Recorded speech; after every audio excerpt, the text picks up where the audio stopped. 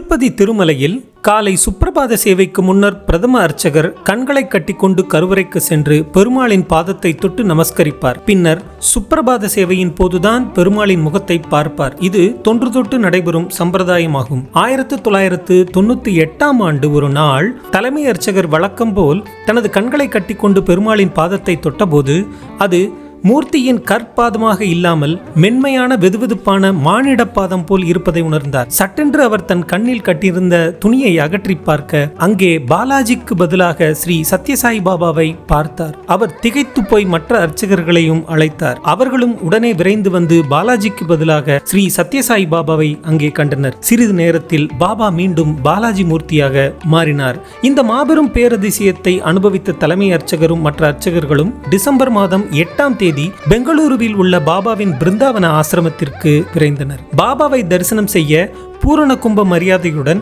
மங்களவாத்தியம் முழங்க புஷ்பம் பிரசாதங்களோடு காத்திருந்தனர். பாபா அவர்களை நோக்கி சென்றபோது அவர்கள் மன மகிழ்ச்சியுடன் அவரை கண்டு வணங்கினர். அதை கண்ட பாபா அவர்களிடம், வழக்கமான சம்பிரதாயங்களை மீறி பாதங்களை முதலில் காணாமல் முகத்தை கண்டீர்களே என கூறி சிரித்தார்.